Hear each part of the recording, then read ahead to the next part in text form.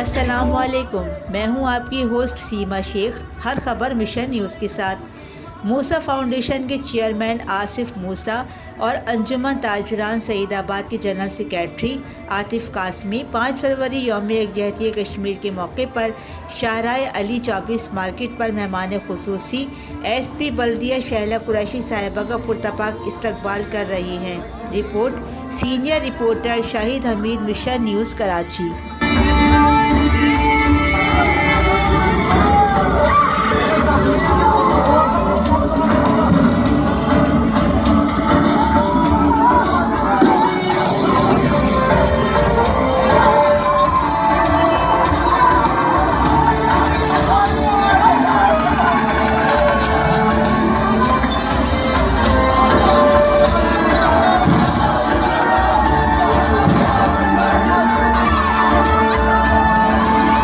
कितना लहू है बहना मेरा, कितना और बहा